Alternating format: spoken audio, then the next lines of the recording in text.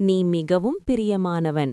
ஆதலால் நீ வேண்டிக் கொள்ளத் தொடங்கின போதே கட்டளை வெளிப்பட்டது.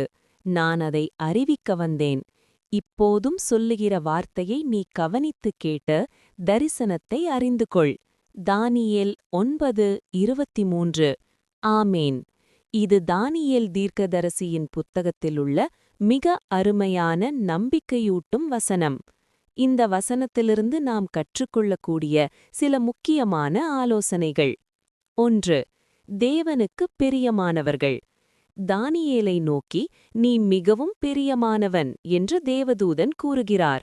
விண்ணுலகத்தில் ஒரு மனிதனைப் பற்றி இவ்வளவு மேன்மையாக சாட்சி சொல்லப்படுவது எப்பேற்பட்ட பாக்கியம்!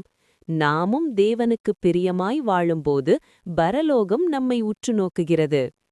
2. ஜெபத்திற்கு உடனடி பதில். நீ வேண்டிக் கொள்ளத் தொடங்கின போதே கட்டளை வெளிப்பட்டது என்ற வார்த்தை ஜெபத்தின் வல்லமையை உணர்த்துகிறது. தானியேல் நீண்ட நேரம் அழுது புலம்பி ஜெபித்து முடித்த பிறகு பதில் வரவில்லை. அவர் ஜெபிக்க ஆரம்பித்தவுடனே பரலோகத்தில் பதில் கட்டளையிடப்பட்டுவிட்டது.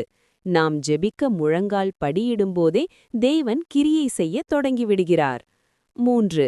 தேவ சித்தத்தை அறிதல். தேவன் தானியேலுக்கு எதிர்காலத்தைப் பற்றிய தரிசனத்தை விளக்க விரும்பினார். தேவன் தம் பிள்ளைகளுக்கு மறைபொருட்களை வெளிப்படுத்தவும் அவர்களை அறிவுள்ளவர்களாக்கவும் விரும்புகிறார். எனவே நாம் ஜெபிக்கும்போது தேவன் நம்மை கவனித்து கேட்கிறார் என்பதையும் அவர் நம்மை நேசிக்கிறார் என்பதையும் இந்த வசனம் நமக்கு உறுதிப்படுத்துகிறது.